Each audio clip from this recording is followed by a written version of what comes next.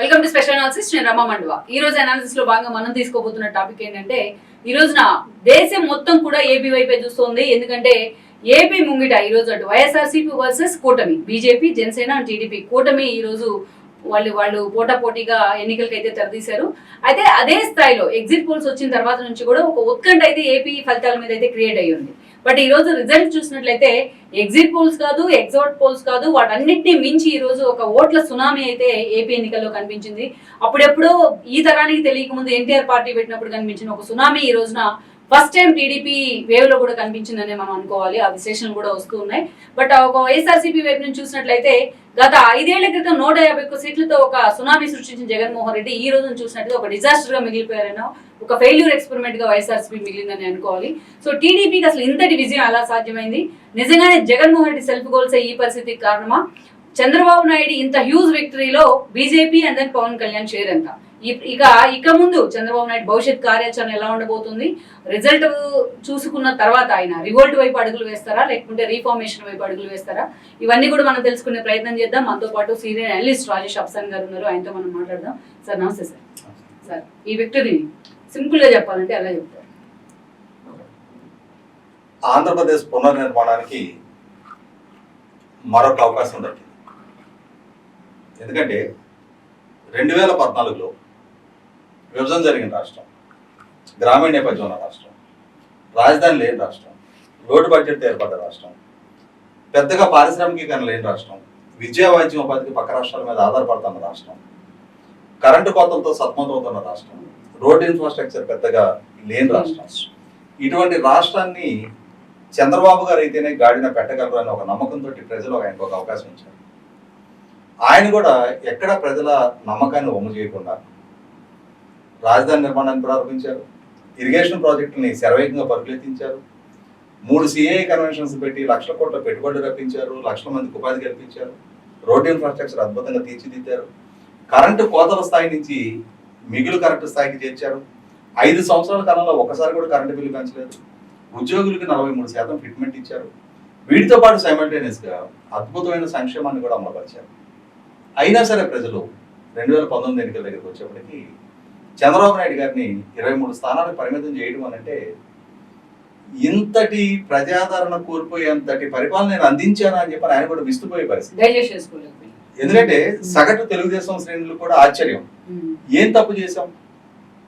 పాలనా పరంగా కానీ, పాలకుడుగా చంద్రబాబు నాయుడు గారి వ్యవహారశైలి పరంగా కానీ, తెలుగుదేశం శ్రేణుల పరంగా కానీ చాలా అంకిత భావంతో పనిచేసామే, ఇంతటి ఘోరవటం ఎందుకు ఎదుర్కోవాల్సి వచ్చింది అని చెప్పని ఒకసారి వెనక్కి తిరిగి ఆలోచించుకుంటే అర్థమైంది ఏంటి అంటే, వ్యూహాత్మకంగా సంవత్సరాల తరబడి జగన్మోహన్ రెడ్డి గారు ప్రతిపక్ష నాయకుడిగా చంద్రబాబు నాయుడు గారి పరిపాలన, ఆ పరిపాలనలో ఆయన తీసుకుంటున్న నిర్ణయాలు, ఆ క్యాబినెట్ అమలుపరుస్తున్న అభివృద్ధి ప్రణాళికలు, వాళ్ళు అంటే వాళ్ళ పనితీరు, వాళ్ళు అందిస్తున్న సంక్షేమం, వీటిని ఎక్కడా చర్చనీయాంశం కానీకుండా చంద్రబాబు నాయుడు గారి ప్రభుత్వంలో 6 లక్షల కోట్ల అవినీతి జరిగింది.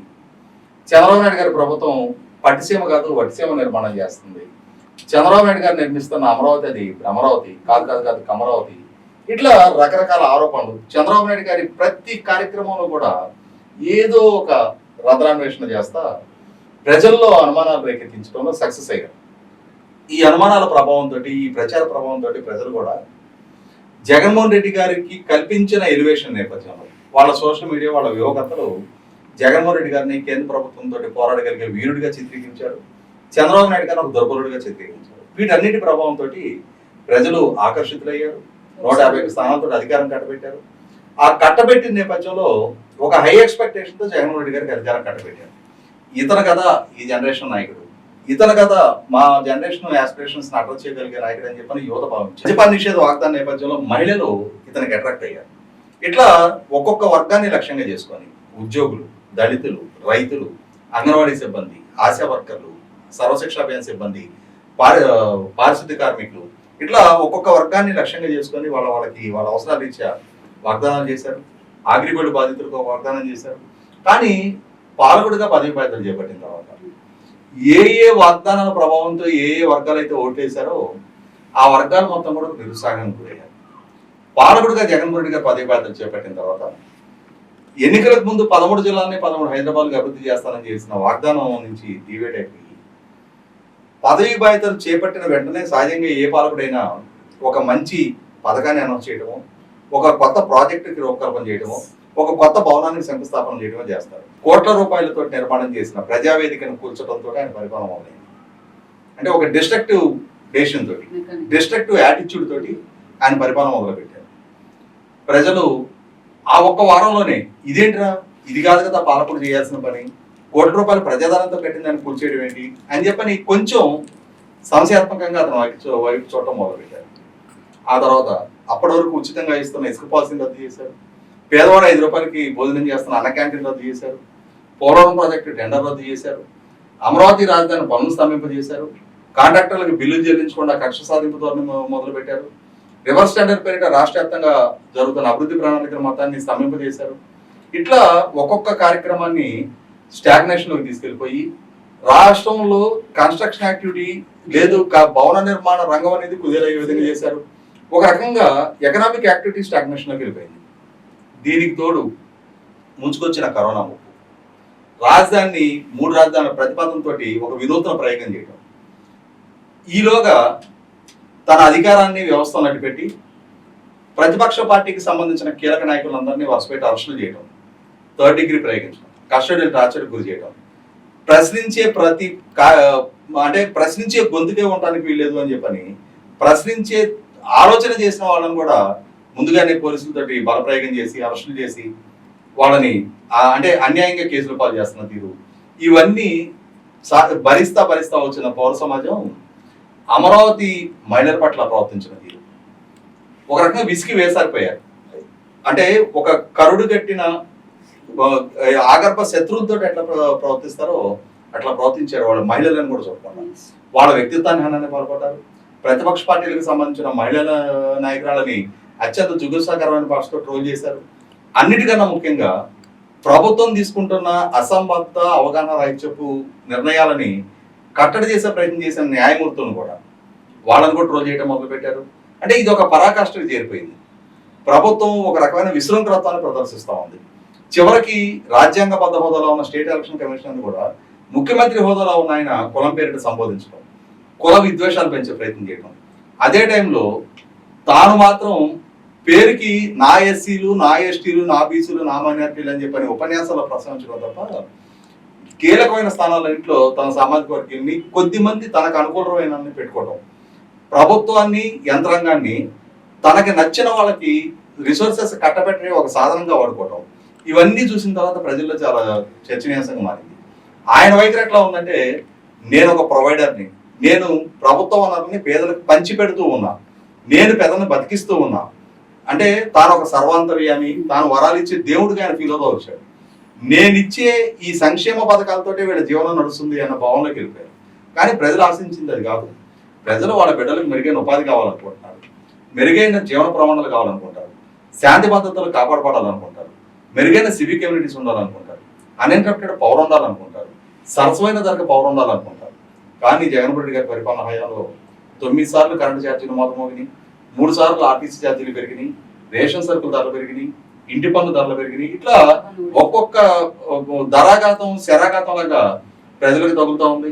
వీటన్నిటి నేపథ్యంలో ప్రజలు ఇటువంటి పాలకులను కాదు మేము కోరుకుంది. ముఖ్యంగా 52 స్థానాలు ఉన్న రాయలసీమలో ఇక్కడ చంద్రబాబు నాయుడు గారు, జగన్మోహన్ రెడ్డి గారు ఇరువురు రాయలసీమ వస్తాయి. అయినా సరే రాయలసీమ చంద్రబాబు నాయుడు గారిని డిజోన్ చేసుకుంది, జగన్మోహన్ రెడ్డి గారిని ఓన్ చేసుకుంది. అంతటి నమ్మకం రాయలసీమ వాసులు అతని మీద కనపరిస్తే ఆ రాయలసీమ నిరుణ వంచన చేశాడు. ఇరిగేషన్ రంగ పరంగా కానీ, పారిశ్రామికీకరణ పరంగా కానీ, అన్నిటికన్నా ముఖ్యంగా అక్కడ ఉన్న కొద్దిపాటి నీటి వనరులను సద్వినియోగం చేసుకోవడానికి చంద్రబాబు నాయుడు గారి ప్రభుత్వం అక్కడ 90% సబ్సిడీ తోటి వాళ్ళకి డ్రిప్ పరికరాలు ఇస్తే 5 సంవత్సరాల కాలంలో ఒక్క రైతును కూడా ప్రోత్సహించి డ్రిప్ పరికరాలు అందివ్వకపోవడం, అసలు అగ్రికల్చర్ మెకనైజేషన్ అనే దాన్ని రాష్ట్ర వ్యాప్తంగా నిర్లక్ష్యం చేయడం, ఇట్లా ఒక్కొక్క వర్గం కూడా జగన్మోహన్ రెడ్డి గారితో నిర్లక్ష్యానికి గురయ్యారనేది వాస్తవం. కానీ ఇక్కడ ఒక కీలకమైన పాయింట్ రాజేష్ గారు, ప్రత్యేకించి జగన్మోహన్ రెడ్డి డే 1 నుంచి ఫోకస్ పెట్టింది వాలంటీర్ వ్యవస్థ మీద, టిల్ ఎండ్ వరకు కూడా. సో దాదాపు 2.5 లక్షల మంది వాలంటీర్లు, వాళ్ళందరికీ మేము జాబ్స్ కల్పించాము సమస్య ఉపయోగంతో. సో ఆ వాలంటీర్లు కూడా ఇప్పుడు పని చేయలేదు అనుకోవాలా, నిజంగా వాళ్ళు కూడా అసలు ఓటు వేయలేదు అనుకోవాలి? ఈ సునామీ చూస్తుంటే అదే అనిపిస్తుంది కదా. ఇక్కడ ఒకటి వాస్తవ పరిస్థితి ఏంటి అంటే, జగన్మోహన్ రెడ్డి గారు అసలు పొలిటికల్ స్ట్రక్చర్ని మిస్ అయ్యారు ఆయన. ఇప్పుడు గ్రామీణ ప్రాంతాల్లో స్థానిక నాయకత్వం కోసం నేను నాయకుడిని అనిపించుకోవడానికి, నా అహం తృప్తిపరచుకోవడానికి నేను నా అయిన వాళ్ళతోటి ఘర్షణ పడడానికి సిద్ధపడతాను. నా అహం తృప్తిపరచుకోవడానికి నా గడప తొక్కి నా సహాయం ఆశ్రయించిన వాళ్ళకి ఎంత ఎక్స్టెంట్కైనా వెళ్ళి నేను సహాయం చేయడానికి సిద్ధపడతాను. అటువంటి స్థానిక నాయకత్వాన్ని జగన్మోహన్ రెడ్డి గారు చంపేశారు. తన పార్టీలోనే ఉన్న సర్పంచులు, ఎంపీటీసీ మెంబర్లు, ఎంపీపీలు, జెడ్పీటీసీ మెంబర్లు, జెడ్పీ చైర్మన్లు, ఎమ్మెల్సీలు, ఎమ్మెల్యేలు వీళ్ళకి ఎవ్వరికి ఎటువంటి ప్రాధాన్యత ఇవ్వకుండా ఆయన ఉద్దేశం ఏంటంటే నేను ముఖ్యమంత్రిని, I'm the decision maker, volunteer బెనిఫిషరీస్ని అతను సెలెక్ట్ చేస్తా ఉన్నాడు. బెనిఫిషరీ నేను, వాలంటీరు, బెనిఫిషరీ ఈ చైన్ ఉంటే చాలు, ఈ మధ్యలో మిగిలిన ఈ స్ట్రక్చర్ అవసరం లేదు నాకు అని చెప్పని ఫీల్ అయ్యాడు ఆయన. అంటే తన సెంట్రిక్ గా మొత్తం కార్యకలాపాలు నడవాలి, తన ఇమేజ్ బిల్డప్ అవ్వాలి అనుకున్నాడు తప్ప స్థానిక నాయకత్వం ఎంత ప్రభావం చూపగలుగుతారు, ఇంటికెళ్ళి ఓటడిగే స్థానిక నాయకుడిని నిర్లక్ష్యం చేస్తే దానికి కాన్సిక్వెన్సెస్ ఎట్లా ఉంటాయి అనేది అతనికి అసలు అది అనుభవపూర్వకంగా అసలు అతనికి అనుభవం లేదు. ఏంటంటే చాలా షార్ట్ స్పాన్ లో వాళ్ళ నాన్నగారి పేరు చెప్పుకొని రాజకీయాల్లోకి వచ్చాడు. వాళ్ళ నాన్నగారు చనిపోయిన ఎమోషన్ లో అతని పొజిషన్ కన్సల్టేట్ అయింది. అంతకు మించి అతనేం కష్ట నష్టాలు వచ్చి రాజకీయాల్లోకి రాలా. వాళ్ళ నాన్న పదవనడ్డం పెట్టుకుని ఆయాచితంగా వేల కోట్ల రూపాయలు సంపద చేకూరింది. వాళ్ళ నాన్న అందించిన భూమిక ద్వారా ఒక రాజకీయ ప్లాట్ఫామ్ సెట్ అయింది. రాష్ట్ర విభజన నేపథ్యంలో కాంగ్రెస్ పార్టీ తన మూలాలు కోల్పోవడంతో ఆ కాంగ్రెస్ శ్రేణులు మొత్తం కూడా ఇతని వెనక నడవడంతో ఇతనికి ఒక రెడీమేడ్ స్ట్రక్చర్ దొరికింది. అంతే తప్ప ఇతనే స్వతహాగా సహజ సిద్ధంగా ఎదిగొచ్చే నాయకుడు కాదు. ఈ రూట్ లెవెల్ నుంచి ఉండే ఆ పొలిటికల్ స్ట్రక్చర్ని అర్థం చేసుకుని అంతటి పరిజ్ఞానం అతనికి లేదు, అసలు అంతటి పరిణతి కూడా అతను ప్రదర్శించరు. అతని ఉద్దేశం ఎంతసేపటికి అంటే తన చుట్టూ సెంట్రిక్ గా ఉండాలి. తాను పాదయాత్ర చేశాడు, తన పార్టీ తానిచ్చిన అవకాశం ఈ ఎమ్మెల్యేలు, ఎంపీలు వీళ్ళందరూ, నేను లేకపోతే అసలు వీళ్ళందరూ ఏమైపోయేవాళ్ళు, నేనే వీళ్ళందరికీ స్థాయి గౌరవం కల్పించా, నా అడుగుజాడల్లో వీళ్ళు నడవాలి తప్ప వాళ్ళకి సొంత వ్యక్తిత్వం ఉండడానికి వీల్లేదు, వాళ్ళు సొంతంగా ఆలోచించే పరిజ్ఞానం కూడా ఉండడానికి వీల్లేదు అనుకునే నైజం. కాబట్టి ఆ పార్టీలో కేంద్ర ప్రభుత్వం ప్రవేశపెట్టిన విద్యా హక్కు చట్టాన్ని సమర్థించిన కారణానికి రఘురామకృష్ణరాజు గారి మీద ఎంత శత్రుత్వం పెంచుకున్నారు, ఎంత కస్టోడియల్ టార్చర్కి ఆయన గురి చేయడం జరిగింది. కాబట్టి ఏంటంటే సొంత వ్యక్తిత్వాన్ని ప్రదర్శించే ప్రయత్నం చేస్తే ఎదురుగాబోయే పరిస్థితులు, పరిణామాలు ఇవని చెప్పని రుచి చూపించాడు ఆయన. ఇటువంటి పరిస్థితుల్లో ఆయన నటన, ఆయన నాటకీయంగా చేసే ప్రసంగాలు, ఆయన డైరెక్ట్ గా ప్రకృతి వనాలు చేస్తున్న లూటి, ఇవన్నీ ప్రజలు గమనిస్తూ ఉన్నారు. వీటికి తోడు సంక్షేమం ఒకటే సర్వరోగ నివారణ కాదు అనేది ప్రజల్లో ఒక బలమైన అభిప్రాయం ఉంది. ఈయన రియలైజ్ కాల దాన్ని.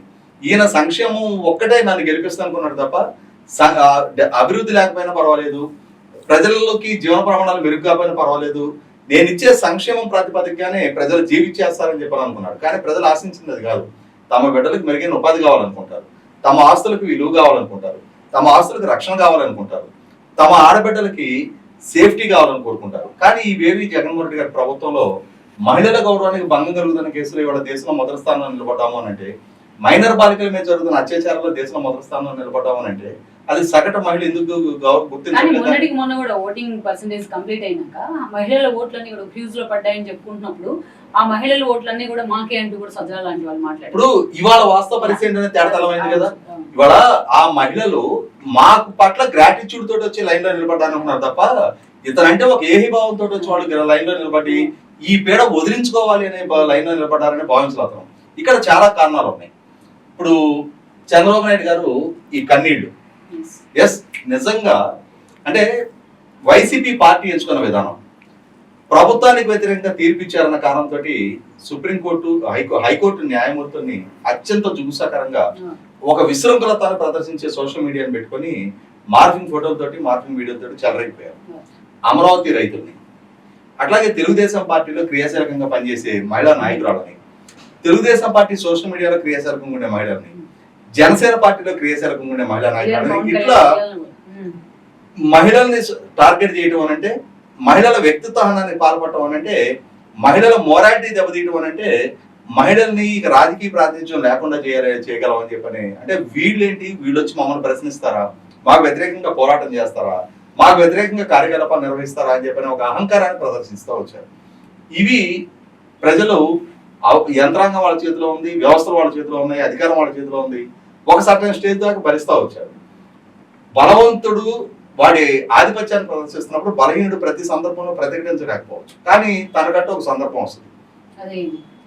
అదే విధంగా అది శృతి మించి రాకనబడి చివరికి ఎక్కడ జరిగిందంటే చంద్రబాబు నాయుడు గారిని టార్గెట్ చేయడం, లోకేష్ని టార్గెట్ చేయడం, బ్రాహ్మణిని టార్గెట్ చేయడం, భువనేశ్వర్ గారిని టార్గెట్ చేయడం. అంటే ఇక అది శృతి మించుతా వెళ్ళింది.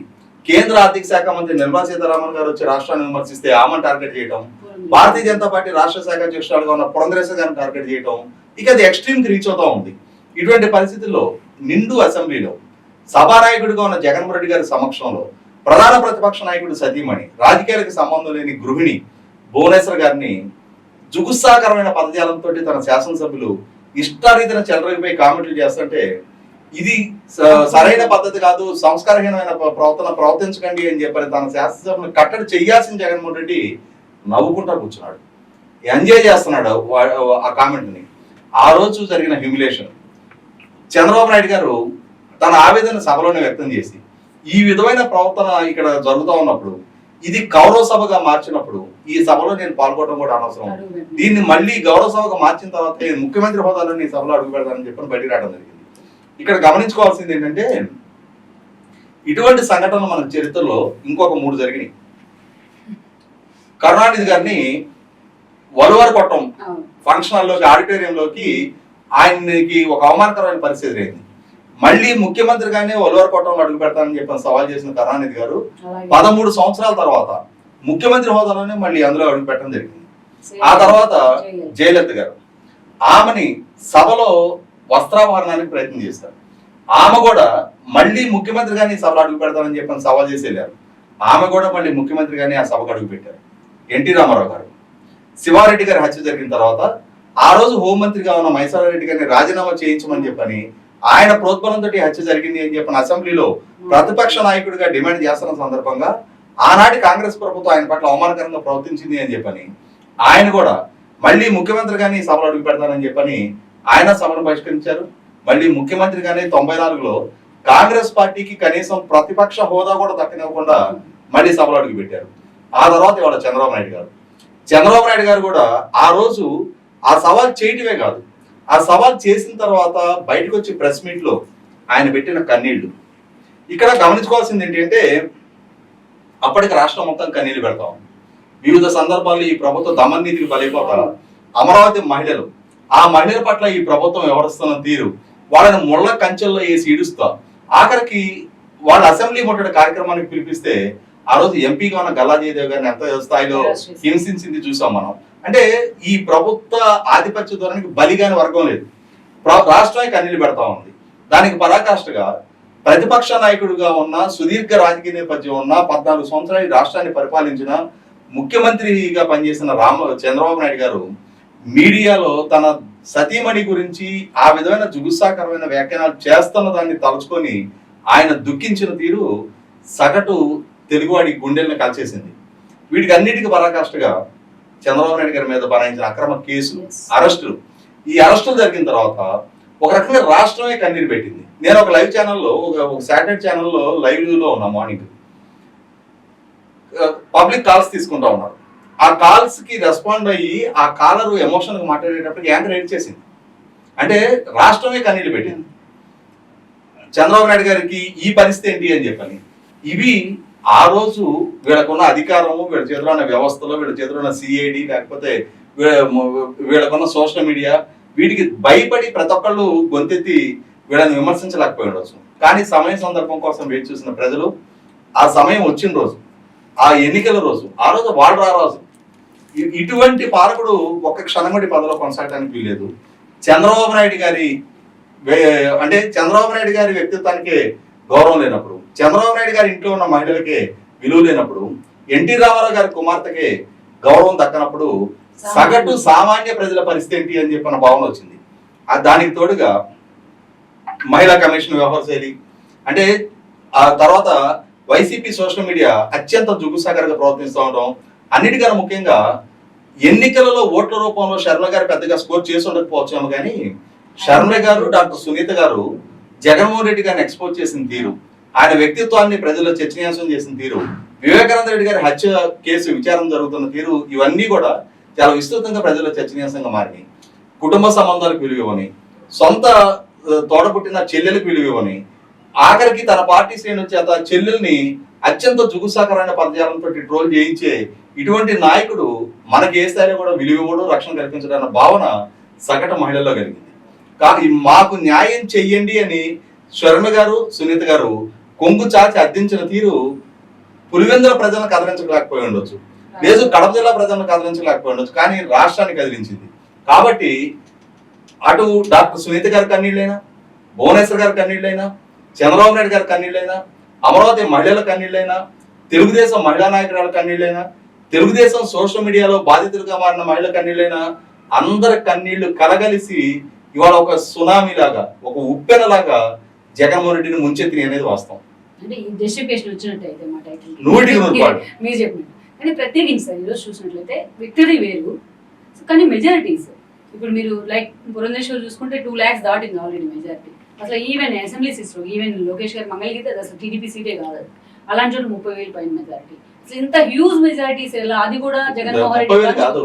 12 రౌండ్లు అయ్యేటప్పటికి 51,000, ఇంకా 10 రౌండ్లు ఉన్నాయి. మేము ఈ లైవ్ స్టార్ట్ చేసేటప్పుడు 12 రౌండ్లు అయ్యేటప్పటికి 51,000 ఉంది, ఇంకా 10 రౌండ్లు ఉన్నాయి. ఒక చిన్న విషయం ఏంటంటే తణుకులో కార్మూర్ నాగేశ్వరరావు 71,000తో ఓడిపోయాడు, నిమ్మల రామారెడ్డి గారు 69,000తో నెగ్గారు, పవన్ కళ్యాణ్ గారు 69,000తో నెగ్గారు. అంటే మీకు ఇవాళ జరిగింది ఏంటి అంటే ప్రజలు వైసీపీ పార్టీని ఓడించలా, ప్రజలు వైసీపీ పార్టీని శిక్షించారు.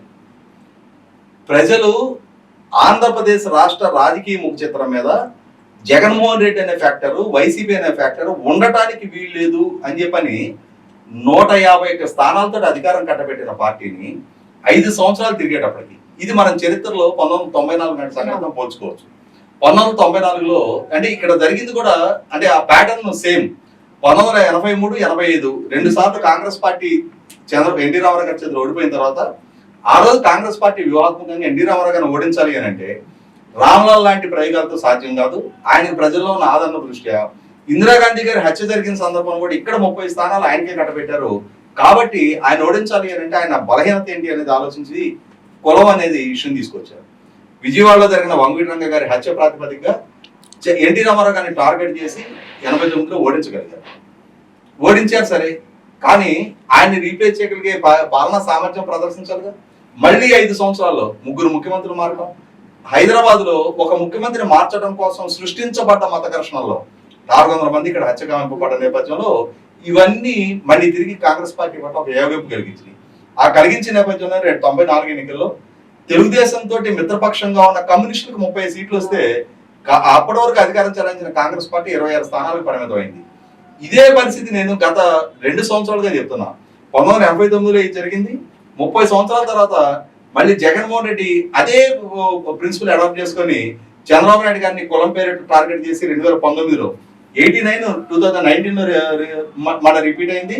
94 మళ్ళీ 2024లో రిపీట్ అవుతాయి అని చెప్పని నేను 2 సంవత్సరాల నుంచి నేను వీడియోలో ప్రస్తావిస్తున్నా, లైవ్ ఛానల్స్ లో చెప్తున్నా. ఎన్నికల నోటిఫికేషన్ వచ్చిన దగ్గర నుంచి నేను చాలా సందర్భాల్లో చెప్పాను 1994 రిపీట్ కాబోతుంది. ఆ రోజు తెలుగుదేశంతో మిత్రపక్షాలు ఉన్న కమ్యూనిస్టుల కన్నా కూడా అదే అధికారంలో ఉన్న కాంగ్రెస్ పార్టీకి తక్కువ సీట్లు వచ్చినాయి.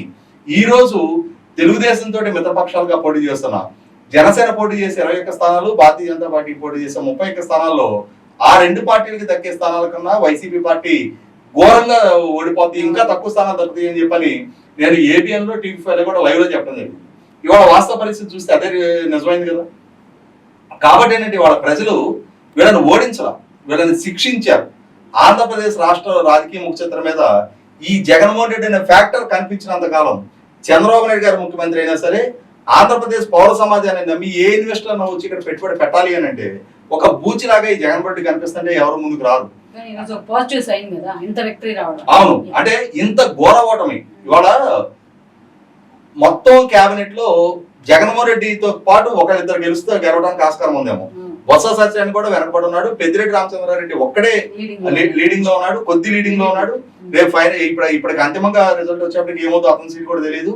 ఇటువంటి పరిస్థితుల్లో ప్రజల శిక్షకు గురయ్యాడు జగన్మోహన్ రెడ్డి.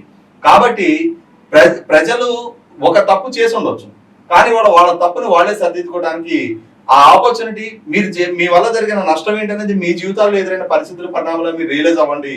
ఈ 5 సంవత్సరాల్లో మీ లైఫ్ స్టాండర్డ్స్ ఎక్కడ ఉన్నాయనేది మీరే ఆలోచన చేయండి అని చెప్పని చంద్రబాబు నాయుడు గారు 2022 మహానాడు ఒంగోలులో జరిగిన నాటి నుంచి ఆయన చేసిన విస్తృత పర్యటనలు, ఆ పర్యటనకు ప్రజల నుంచి వచ్చిన స్పందన, లోకేష్ యువగళం పాదయాత్రకు వచ్చిన స్పందన, పవన్ కళ్యాణ్ గారు వారాహి యాత్రకు వస్తున్న స్పందన, ఆఖరికి నిజం గెలవాలి పేరిట భువనేశ్వర్ గారు పర్యటన చేసినా కూడా వచ్చిన స్పందన చూస్తేనే ప్రజల నుంచి ఈ కూటమి పట్ల ఒక సానుకూల దృక్పథం వ్యక్తమవుతా ఉంది. భారతీయ జనతా పార్టీకి ఇక్కడ కనీసం మాత్రం స్టేక్ లేకపోయినా భారతీయ జనతా పార్టీని కూడా కలుపుకొని ఇక్కడ పోటీ చేసిన సందర్భంలో ఒకటి వాస్తవం, ఈ ఎన్నికలు ఈ స్థాయిలో అంటే సుసాధ్యం కావడానికి మాత్రం ఇన్స్టిట్యూషనల్ సపోర్ట్ అనేది భారతీయ జనతా పార్టీ వల్ల సాధ్యపడింది. లేకపోతే ఎలక్షన్ కమిషన్ ద్వారా ఇంతమంది జగన్మోహన్ రెడ్డి గారికి లాయల్గా ఉన్న అధికారులను కట్టడి చేయడానికి ఆస్కారం ఉండేది కాదు. ఇంత చేసిన అప్పటికి ఎంతో కొంత పక్షపాత ధోరణి ప్రదర్శించే అధికారులు ఉన్నా కూడా ప్రజలు ఒక సునామీ లాగా ముందుకొచ్చి ఓట్లు నమోదు చేసిన నేపథ్యంలో ఖచ్చితంగా ఇది ఒక మంచి సంకేతంగానే విభజన జరిగిన రాష్ట్రాన్ని తిరిగి గాడిలో పెట్టుకోవడానికి ఇవాళ కేంద్ర ప్రభుత్వంలో కూడా పూర్తి స్థాయిలో వాళ్ళు ఆశించిన అబ్కీ బార్ 400 పార్ అని చెప్పని వాళ్ళు కళల కన్నా కూడా ఆ స్థాయి సంఖ్యాబలం దక్కల. ఆంధ్రప్రదేశ్ రాష్ట్రం నుంచి ఈ కూటమి ద్వారా దక్కుతున్న స్థానాలు ఇవాళ అక్కడ ప్రభుత్వం నిలబడటానికి సుస్థిరంగా అవడానికి చాలా కీలకంగా మారినాయి. ఇటువంటి నేపథ్యంలో 100% కేంద్ర ప్రభుత్వ సహకారం 5 కోట్ల మంది ఆంధ్రప్రదేశ్ ప్రజలకి ఇవాళ అవసరం. రాజధాని నిర్మాణానికి కానీ, ఇన్ఫ్రాస్ట్రక్చర్ క్రియేట్ చేసుకోవడానికి కానీ, ఆ పెట్టుబడులు రప్పించుకోవడానికి కానీ, ఇరిగేషన్ ప్రాజెక్టులు పూర్తి చేసుకోవడానికి కానీ, పోలవరం ప్రాజెక్టు సకాలంలో పూర్తి చేసుకోవాలన్నా కూడా కేంద్ర ప్రభుత్వ సహకారం అవసరం. దశాబ్ద కాలం గడిచిపోయినా తెలంగాణ పండగ చేసుకుంటున్నా కూడా ఆంధ్రప్రదేశ్ ఎండిపోయే ఉంది. ఇటువంటి పరిస్థితిలో ఆంధ్రప్రదేశ్ పునర్నిర్మాణానికి కీలకంగా ఉపయోగపడే కేంద్ర ప్రభుత్వాన్ని 2019కి ముందున్న పరిస్థితులకి కొంచెం భిన్నమైన పరిస్థితులు ఇప్పుడు నెలకొన్నాయి కాబట్టి ఆంధ్రప్రదేశ్ సంఖ్యాబలం మీద కేంద్ర ప్రభుత్వం కూడా ఆధారపడి ఉంటుంది. కాబట్టి చంద్రబాబు నాయుడు గారు కేంద్ర ప్రభుత్వం దగ్గర నెగోషియేట్ చేయడానికి ఆస్కారం ఉంటుంది. కేంద్ర ప్రభుత్వం కూడా జగన్మోహన్ రెడ్డి గారి పాలన వల్ల జరిగిన విధ్వంసాన్ని కళతో చూస్తున్నారు. ఆంధ్రప్రదేశ్ కూడా భారతదేశంలో అంతర్భాగమని భావిస్తా ఉన్నారు. కాబట్టి ఎన్నికలకు ముందు ఆంధ్రప్రదేశ్ పునర్నిర్మాణానికి మేము సహాయ సహకారాలు అందిస్తామని అష్యూర్ చేస్తున్నారు. కాబట్టి కేంద్రంలో నరేంద్ర మోడీ గారి నాయకత్వంలో రాబోయే ప్రభుత్వం, ఆంధ్రప్రదేశ్ లో చంద్రబాబు నాయుడు గారి నాయకత్వంలో ఏర్పడబోతున్న ప్రభుత్వం ఆంధ్రప్రదేశ్ కి ఒక మంచి భవిష్యత్తు అందించే దిశగా అడుగులు పడతాయని ఆశిద్దాం. అంటే ఒకటి అబ్జర్వ్ చేసింది సార్, ఈ రోజు మెజారిటీ 5 బ్రాండ్స్ అని పిలిపించుకున్న వైసీపీ మంత్రులు కూడా ఓడిపోయారు. రోజా కావచ్చు, నాని కావచ్చు, లైక్ పేరు నాని కొడుకు కావచ్చు, సో మంత్రులు కూడా గతంలో మంత్రులు బోగన్ కావచ్చు, ఇదంతా గుడివాడ అన్న. సో ఇది ఏం ఇండికేషన్ అనుకోవాలి? నోటి దుర్సే ఇంత పని చేసింది అనుకోవాలా? అసలు జనం ఎలా వీళ్ళకి రిజల్ట్ ఇచ్చారు? ఇక్కడ గమనించుకోవాల్సింది ఏంటి అంటే 2019 ఎన్నికల్లో విజయనగరం, నెల్లూరు, కర్నూలు, కడప 4 జిల్లాల్లో వైసీపీకి క్లీన్ స్వీప్ అయింది. ఇవాళ 9 జిల్లాల్లో తెలుగుదేశం కూటమికి క్లీన్ స్వీప్ అయింది. అంటే వైసీపీని నామరూపాలు లేకుండా తరిమి కొట్టారు ప్రజలు. అంటే ఆంధ్రప్రదేశ్ రాష్ట్ర రాజకీయ ముఖ చిత్రంలో వైసీపీ అనే ఎజెండా ఉండడానికి వీల్లేదని ఒక కఠినాతి కఠినమైన నిర్ణయం తీసుకొని మనం ఎట్లయితే రాష్ట్ర విభజనకు బాధ్యులు అయ్యారు అని చెప్పిన కాంగ్రెస్ పార్టీని 2014లో దశాబ్ద కాలం పాటు అధికారం చెలాయించిన పార్టీని ఒక ఎంపీటీసీ స్థానం కూడా ఇవ్వకుండా ఎట్లయితే ఆంధ్రప్రదేశ్ పౌర సమాజం శిక్షించిందో అదే శిక్షకి ఇవాళ జగన్మోహన్ రెడ్డి గారిని గురి చేశారు. కాకుంటే ఒక 10-12 స్థానాలు 4 ఎంపీలు మరి ఇప్పుడు ఫైనల్ రిజల్ట్ వచ్చేప్పటికి 4 ఎంపీలు కూడా ఎన్ని తప్పితే తెలియదు, చూడాలి మరి. అలాగే సార్, మనం ఓవరాల్ గా చూసినట్లయితే ఈ రోజు రిజల్ట్ లో మనం జగన్మోహన్ రెడ్డి 151 సీట్స్, ఆయన ఎప్పుడు మాట్లాడినా నేను 35 ఏళ్ళు కూడా అధికారంలో ఉంటానంటూ కూడా మాట్లాడేవారు. అలాంటి జగన్మోహన్ రెడ్డి ఒక వెన్నెట్టా పాలిటిక్స్ కారణంగా అది కూడా మేజర్ షేర్ అనుకోవాలి ఆయన ఓటంలో. సో ఈ రోజు ఇంత భయంకరమైన రిజల్ట్ ఆయన పరిమితం అయ్యారు. సో అలాంటిది రేపు టీడీపీ ఇంత హ్యూజ్ అమౌంట్ లో సక్సెస్ వచ్చిన తర్వాత ఈ పాలిటిక్స్ ఎలా ఉంటాయి? రివోల్ట్ ఉంటాయా? రిజల్ట్ ఎలా ఉంటుంది? అంటే ఒకటి వాస్తవ పరిస్థితి ఏంటంటే జగన్మోహన్ రెడ్డికి అభివృద్ధి చేయగలిగే పాలనా దక్షత లేదు. ఆయనకి దక్కిన అధికారాన్ని తన వ్యక్తిగత కేసుల నుంచి బయటపడటానికి ఒక సాధనంగా వాడుతున్నాడు తప్ప తనకి ప్రజలు అందించిన సంఖ్యాబలాన్ని, అంటే 22 మంది లోక్సభ సభ్యులు, 11 మంది రాజ్యసభ సభ్యుల సంఖ్యాబలాన్ని ప్రజలు అందిస్తే ఆ సంఖ్యాబలాన్ని ఉపయోగపెట్టుకొని కేంద్ర ప్రభుత్వంతో వాళ్ళ అవసరాలు రీత్యా వాళ్ళ బిల్లులకి, వాళ్ళకి వైస్ ప్రెసిడెంట్ కి ప్రెసిడెంట్ ఎన్నికల్లో మద్దతు తెలుపుతా తన వ్యక్తిగతంగా తన మీద నమోదైన కేసు నుంచి బయటపడటానికి వీటిని ఒక సాధనంగా వాడుతున్నాడు తప్ప ఈ సంఖ్యాబలాన్ని ఉపయోగపెట్టి కేంద్ర ప్రభుత్వంతో గట్టిగా డిమాండ్ చేసి అవసరమైతే సభను స్తంభింపజేసి పోరాట పటిమ ప్రదర్శించి రాష్ట్రానికి రావాల్సిన హక్కుల గురించి పోరాడే ప్రయత్నం ఈ రోజు జరగల. అతని వల్ల జరిగిన ద్రోహం ఏంటి అంటే 2 ఇన్సిడెంట్లు చెప్తారు. కర్ణాటక ప్రభుత్వం అప్పర్ భద్ర ప్రాజెక్టు సంకల్పించింది. ఇప్పటికే తుంగభద్ర హెచ్ఎల్సి నుంచి కానీ ఎల్ఎల్సి నుంచి కానీ ఆంధ్రప్రదేశ్ కి తెలంగాణకి కేటాయించబడ్డ నీళ్లే రావట్లా. ఇప్పుడు అపర భద్ర కనుక ఒకవేళ నిర్మాణం జరిగితే ఆంధ్రప్రదేశ్ రాయలసీమ పూర్తిగా దుర్భిక్షంగా మారే పరిస్థితి ఉంది. అయినా సరే జగన్మోహన్ రెడ్డి అటు పార్లమెంట్ లో కానీ లేదు కనీసం కర్ణాటక ప్రభుత్వం దగ్గర కానీ కొద్దిపాటి ప్రొటెస్ట్ కూడా తెలియజేయకపోవడం మనం చూస్తా ఉన్నాం. అదే సందర్భంలో తెలంగాణ ప్రభుత్వం కృష్ణానది జలాన్ని సమాన ప్రాతిపదిక మీద పంచాలి అని చెప్పని డిమాండ్ జగన్మోహన్ రెడ్డి సమక్షంలో కేంద్ర జలశక్తి శాఖ మంత్రి దగ్గర లేవనెత్తింది. ఏం చేస్తున్నాడు జగన్మోహన్ రెడ్డి ఆ రోజున? అతని సమక్షంలోనే ఎపెక్స్ కౌన్సిల్ మీటింగ్ లో కేసీఆర్ గారు ఆ డిమాండ్ లేవనెత్తుతున్నప్పుడు రాష్ట్ర ముఖ్యమంత్రిగా ఆ సమావేశంలో పాల్గొన్న ఆయన తన ప్రొటెస్ట్ తెలియజేయాలి కదా, తన డిసెంట్ రాయాలి కదా. ఏమీ రాయకుండా మిన్నకున్న పర్యవసానం. ఎందుకంటే కేసీఆర్ గారితో ఉన్న అవసరాలు రీత్యా ఎన్నికలు ఆయన అందించిన మద్దతు దృష్ట్యా చంద్రబాబు నాయుడు గారిని ఓడించడం కోసం ఆ రోజు వీళ్ళందరూ సహాయ సహకారాలు తీసుకొని ఉన్న దృష్ట్యా రాష్ట్ర అవసరాలని భవిష్యత్తు తరాల ప్రయోజనాలను కూడా పణంగా పెట్టేసి కేంద్ర ప్రభుత్వం అటు కేసీఆర్ గారి దగ్గర రాజీ పడ్డ నేపథ్యంలో ఇవాళ కేసీఆర్ గారి డిమాండ్ మేరకు కేంద్ర ప్రభుత్వం తెలంగాణ డిమాండ్ గురించి పరిశీలించమని చెప్పని బ్రిజేష్ కుమార్ ట్రిబ్యునల్కి ఆదేశాలు ఇస్తా నోటిఫై చేశారు. రేపు నిజంగానే బ్రిజేష్ కుమార్ ట్రిబ్యునల్ అటు 512 టీఎంసీని ఇటు 299 టీఎంసీలని సమాన ప్రాతిపదిక పంచే పరిస్థితి ఉత్పన్నం అయితే 106.5 టీఎంసీలు ఆంధ్రప్రదేశ్ నష్టపోతాయి. ఎవరు నష్టపోతారు? ప్రధానంగా ఏ రాయలసీమ అయితే బలంగా ఇతనికి ఉపయోగపడ్డారో, ఇతర గెలుపుకి దోహదం చేశారో, ఇతర పట్ల నమ్మకం కల్పించారో ఆ రాయలసీమ రైతాంగం, ఆ రాయలసీమ ప్రజలే తాగునీటికి సాగునీటికి కూడా తీవ్ర సంక్షోభాలు ఎదుర్కోవాల్సిన పరిస్థితులు ఉత్పన్నం అవుతాయి. అంటే రాయలసీమకు ఒక ద్రోహిగా మిగిలిపోయాడు ఇతని అసమర్థత కారణంగా, ఇతని మీద ఉన్న కేసుల కారణంగా, ఇతని లాలుచి వ్యవహారాల కారణంగా, కనీస మాత్రపు పోరాట పటిమ ప్రదర్శించలేని ఇతని నిస్సాయుధ కారణంగా భారీ మూల్యం 5 కోట్ల మంది ఆంధ్రప్రదేశ్ పౌర సమాజం చెల్లించారు. కానీ ఇంకొక కీలకమైన పాయింట్ ఏంటంటే ఈ రోజున అతి కీలకమైన సమయంలో పవన్ కళ్యాణ్ వచ్చి వీళ్ళతో కలవడం జరిగింది. చంద్రబాబు నాయుడు స్కిల్ డెవలప్మెంట్ కేసులో అరెస్ట్ అయ్యి జైల్లో ఉన్నప్పుడు. సో పవన్ కళ్యాణ్ తీసుకున్న ఒక ఇనిషియేషన్ కానీ ఈ రోజు ఓట్ ట్రాన్స్ఫర్మేషన్ చూస్తే మనకు పర్ఫెక్ట్ గా జరిగింది అనేది అర్థం అవుతుంది. వాళ్ళిద్దరు ఒక లైజనింగ్ చేసుకొని ప్రచారం చేసిన తీరు కానీ. సో ఆయన షేర్ ఎంత ఉందంటారు ఈ గేమ్ లో?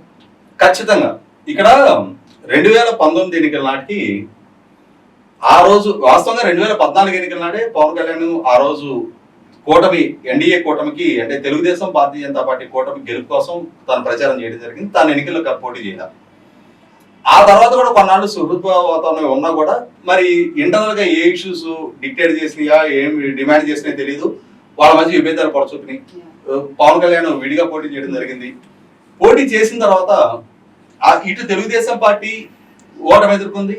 పవన్ కళ్యాణ్ వ్యక్తిగతంగా తను పోటీ చేసిన 2 స్థానాల్లో ఓడిపోవడం జరిగింది. అదే సందర్భంలో పార్టీ కూడా ఘోరంగా ఓటమి ఎదుర్కొని గెలిచిన ఒకే ఒక్క శాసనసభ్యుడు కూడా అధికార పార్టీలకు ఫిరాయించిన తీరు చూసాం. ఈ తర్వాత అప్పటికి వైసీపీ పార్టీ కానీ సగటు ఆంధ్రప్రదేశ్ పౌరుడు కానీ ఎక్స్పెక్ట్ చేసింది ఏంటి అంటే ఇక పవన్ కళ్యాణ్ రాజకీయ ముఖచిత్రం మీద కనపడటం. ఎందుకంటే వాళ్ళ అన్నగారి అనుభవం కళ ముందు కనిపిస్తా ఉంది. ఈ ఓటమి ఎదుర్కొన్న తర్వాత కాంగ్రెస్ పార్టీ తోటి మెర్జ్ చేసేసి ఆయన కన్వీనియన్స్ ఆయన చూసుకున్న తీరు కళ ముందు కనిపిస్తున్న దృష్ట్యా పవన్ కళ్యాణ్ కూడా ఇక సీరియస్ పాలిటిక్స్ లో ఎంగేజ్ కాడని చెప్పని అందరూ ఆశించారు. కానీ పవన్ కళ్యాణ్ మాత్రం తన పట్టుదలతోటి కసితోటి ఆ పార్టీని అట్లాగే కొనసాగిస్తా ప్రభుత్వాన్ని సందర్భం వచ్చినప్పుడు ఎండగడతా తన పార్టీ తరఫున తనకు చేతనైన స్థాయిలో కార్యకలాపాలు ప్రభుత్వానికి వ్యతిరేకంగా ఉద్యమాలు నిర్వహించే ప్రయత్నం చూస్తా ఉన్నాం. ఇటువంటి పరిస్థితుల్లోనే ఇటు చంద్రబాబు నాయుడు గారైనా అటు పవన్ కళ్యాణ్ అయినా రిలీజ్ అయ్యారు. అంటే ప్రభుత్వ వ్యతిరేక కూడా చీల్చుకోవడం వల్ల అల్టిమేట్ గా జగన్మోహన్ రెడ్డి గారి వాళ్ళ గెలుపుకి దోహదం అవుతుంది తప్ప రాష్ట్ర ప్రయోజనాల రీత్యా రాష్ట్ర భవిష్యత్తు దృష్ట్యా కొన్ని సందర్భాల్లో ఒక అడుగు తగ్గైనా సరే ఇరువురి మధ్య సరైన సర్దుబాటు చేసుకొని గౌరవప్రదమైన పొత్తుతోటి ఎన్నికలకు వెళ్తే అది ఉభయ కుశలపరిగా ఉంటుందనే ఉద్దేశంతో ఇరువురు కూడా ఆలోచించారు. తర్వాత పవన్ కళ్యాణ్ గారిని జగన్మోహన్ రెడ్డి గారు టార్గెట్ చేస్తున్న తీరు, ఆయన వ్యక్తిత్వాన్ని పాల్పడుతున్న తీరు కూడా ఆయన అభిమానుల్లో ఆవేశాన్ని పెంచింది, కసి పెంచింది. జగన్మోహన్ రెడ్డి గారి పట్ల ఒక రకంగా క్రోధాన్ని పెంచింది. అంటే పవన్ కళ్యాణ్ గారి వ్యక్తిగత జీవితాన్ని టార్గెట్ చేయడం, ఆయన వ్యక్తిత్వాన్ని పాల్పడటం, బహిరంగ సభల్లో పవన్ కళ్యాణ్ గారి పెళ్లిళ్ళ గురించి ప్రస్తావించడం, ఇట్లా అంటే ఆయనని ఒక రకంగా అవమానకరంగా వ్యాఖ్యలు చేస్తూ ఉంటాం. కార్లు మార్చినట్టు భార్యలను మారుస్తారు, భార్యలను మనం పాలిషులు మాట్లాడుతున్నాం, ముఖ్యమంత్రి హోదాలోనే పెళ్లాలోనే అన్నాడు. ఇవన్నీ ఆ రోజు వాళ్ళ కార్యకర్తలు బయటపడి ఉండకపోవచ్చు, కానీ వాళ్ళలో కసి పెంచినాయి. అదే సందర్భంలో తెలుగుదేశం పార్టీకి తెలుగుదేశం నాయకులకి ఎదురైన పరిస్థితుల రీత్యా ఎట్టి పరిస్థితుల్లో ఈ 2 శ్రేణులు కలిసి పనిచేయాలని ఒక నిర్ణయానికి వస్తున్న సందర్భంలో అధినాయకుల స్థాయిలో కూడా ఆ నిర్ణయం తీసుకోవడంతో బాధితులుగా మారిన అంటే ప్రభుత్వం చేత టార్గెట్ అవుతున్న ఈ 2 పార్టీల శ్రేణులు కూడా ఖచ్చితంగా మనం కలిసి సమిష్టిగా పోరాడినప్పుడు అది 100% జగన్ రెడ్డి గారిని ఓడించడానికి ఆస్కారం కలుగుతుందని ఒక మెంటల్ గా ఒక ఎమోషనల్ గా ఒక నిర్ణయానికి వచ్చేసిన నేపథ్యంలో వారు ఈ అధినాయకుల స్థాయిలో తీసుకున్న నిర్ణయం అది శ్రేణులు కూడా ఆమోదయోగ్యమైంది. శ్రేణుల మధ్య ప్రాపర్ బాండింగ్ డెవలప్ అయింది. ఇరువురు కలిపి ఉమ్మడి కార్యాచరణ, ఉమ్మడి మేనిఫెస్టో, సమన్వయ కమిటీలు, రాష్ట్ర స్థాయి నుంచి నియోజకవర్గ స్థాయి వరకు, మండల స్థాయి వరకు సమన్వయ కమిటీ సమావేశాలు ఏర్పాటు చేసుకోవడం, ఎవరు ఎక్కడంటే పోటీ చేసినా ఒకరి నుంచి ఒకరికి సహాయ సహకారాలు సమృద్ధిగా అందే విధంగా జరిగిన ఒప్పందాలు, వీటన్నిటి నేపథ్యంలో ఉమ్మడి లక్ష్యంగా జగన్మోహన్ రెడ్డి గారిని ఓడించడం కోసం ఎవరికి వాళ్ళం ఇది మన సొంత ఇంట్లో వ్యవహారంగా భావించారు. ఆ భావించిన నేపథ్యంలోనే ఇరు పార్టీల శ్రేణులు కూడా ఒకరినొకరు ఓన్ చేసుకున్నారు. ఈ లోపుగా కలిసి వచ్చిన భారతీయ జనతా పార్టీని కూడా జగన్మోహన్ రెడ్డి గారిని ఓడించడంలో ఒక సాధనంగా ఉపయోగపడుతుందన్న ఉద్దేశంతో మొదటలో కొద్ది రోజుల పాటు వీళ్ళతోటి పొత్తు ఎందుకు అని చెప్పి సంశయించిన తెలుగుదేశం శ్రేణులు కూడా భారతీయ జనతా పార్టీ నాయకత్వం వైపు నుంచి కొంతవరకు అధికార వ్యవస్థను కట్టడి చేయడానికి జరుగుతున్న ప్రయత్నాల రీత్యా ఒక అంబియన్స్ బిల్డప్ అయింది. ఆ ఎమోషనల్ కనెక్టివిటీ తోటి వాళ్ళ ఓటు ట్రాన్స్ఫర్ కూడా ఎవరు అభ్యర్థులు అనేది పరిగణన తీసుకోకుండా జగన్మోహన్ రెడ్డి వర్సెస్ కూటమిగా ఎన్నిక జరిగింది. కూటమిలో ప్రతి అభ్యర్థిని అన్ని పార్టీలు ఓన్ చేసుకున్నాయి. అటు భారతీయ జనతా పార్టీ అభ్యర్థుల్ని తెలుగుదేశం జనసేన శ్రేణులు ఓన్ చేసుకున్నాయి, తెలుగుదేశం అభ్యర్థుల్ని జనసేన భారతీయ జనతా పార్టీ శ్రేణులు ఓన్ చేసుకున్నాయి. కొద్ది అసంతృప్తులు కొన్ని ప్రాంతాల్లో ఏదైనా ఉన్నా కూడా ఇవాళ ప్రజలు వాటిని పరిగణలో తీసుకోవాలి. అల్టిమేట్ గా చంద్రబాబు వర్సెస్ జగన్మోహన్ రెడ్డి, చంద్రబాబు గారిని గెలిపించుకోవాలి, జగన్మోహన్ రెడ్డిని ఓడించాలనే ఒక సింగిల్ పాయింట్ ఎజెండా తోటి జరిగిన ఎన్నికల్లో అది కూటమికి ఘన విజయంగా ప్రజలు కనిపెట్టేది వాస్తవం. Final before we are going to conclude question అడిగాను. ఇందాక మీరు మాట్లాడుతూ చంద్రబాబు నాయుడు సీఎం అయితే వెండెట్టా పాలిటిక్స్ కి అవకాశం ఎవరైనా అభివృద్ధి మీద ఫోకస్ పెడతారు. ఇప్పుడు దాకా ఆయన చేసుకుంటూ వచ్చింది అదే. కానీ ఇక్కడ చాలా మందికి వస్తున్న అనుమానం ఏంటంటే ఆయనే కన్నీళ్ళు పెట్టినారు, వాళ్ళ ఆవిడని హెరాస్ చేశారు, ఆమె పేరు తీశారు అసెంబ్లీలో లేకపోయినా. సో ఆ సాక్షాత్ అరగంట సేపు ఏడ్చినారు ఆయన ఆ రోజు. సో అలాంటి దానికి సమాధానం చెప్పాల్సిన అవసరం లేదా అనేది కార్యకర్తలు. అలాగే మనం చూస్తే ఒక సుబ్రహ్మణ్యాన్ని డోర్ డెలివరీ లాగా ఇచ్చిపోయినారు శవాన్ని. అలాగే ఒక సుధాకర్ నడి రోడ్డు మీద పిచ్చోని చేసి ముద్రేశారు మాస్క్ అడిగినారు. ఒక అమర్నాథ్ వాళ్ళ చెల్లిని ఏడిపిస్తున్నందుకు వెళ్తే ఆ అబ్బాయిని వాళ్ళ అక్కని ఆ అబ్బాయిని నెట్టు నీళ్ళలో తగిలిపెట్టేశారు. ఇది ఎక్కడ చూడలేదు ఇంతకు ముందు ఈ జనరేషన్ కూడా, మా జనరేషన్. చట్టపరంగా ఇలాంటి వాటికి సమాధానం చెప్పాల్సిన అవసరం లేదు, సమస్య లేదు. చట్టపరంగా తీసుకోవాల్సిన ప్రతి చర్య తీసుకోవాల్సిందే, కట్టడి చేయాల్సిన వ్యక్తులను కట్టడి చేయాల్సింది. ఇంకా చాలా మంది ఉన్నారు, పెద్ద లిస్టే ఉంది. బోరుగడ్డ అనిల్ అనేవాడు ఉన్నాడు. వాడు వాడిన భాష అత్యంత జుగుసాకరమైన భాషతోటి వాడు నోరు తెరిస్తే బ్రాహ్మణి గారిని, భువనేశ్వర్ గారిని, అసలు వాడి నోరు తెరిస్తే వాడు వాడే భాషకి ఎంత ఉండదు. చాలా మంది ఉన్నారు, చాలా పెద్ద లిస్టే ఉంది. అవి శ్రేణులు చూసుకుంటే ఏం చేయాలి ఏం కథ అనేది. పాలకుడుగా చంద్రబాబు నాయుడు గారు ప్రతి చిన్న విషయంలో ఆయన ఇంటర్వ్యూ అవసరం. దాన్ని హ్యాండిల్ చేయగలిగే యంత్రాంగం ఉంది, అనుభవం ఉంది, పరిజ్ఞానం ఉంది. తెలుగుదేశం పార్టీకి అటువంటి సుదీర్ఘ నేపథ్యం ఉంది, అటువంటి బలమైన క్యాడర్ ఉన్నారు. రాయితో సమాధానం చెప్పగలిగే సామర్థ్యం ఉంది. సమయ సందర్భం కోసం ఎదురు చూస్తా ఉన్నారు. ఎప్పుడు ఒకే ఇంటి మీద వెన్నెల కాయదు, ఒకే ఇంటి మీద చీకటి ఉండదు అనేది రుజువైంది. ఈ శ్రేణుల ఇళ్ల మీదకి ఇప్పుడు వెన్నెల వచ్చింది. చీకటిలో మధ్యవాడు చంద్రబాబు నాయుడు మార్పు రావాలి కదా, చంద్రబాబు నాయుడు గారిని కూడా కేర్ చేయరు ఈసారి. Right sir, thank you for your analysis.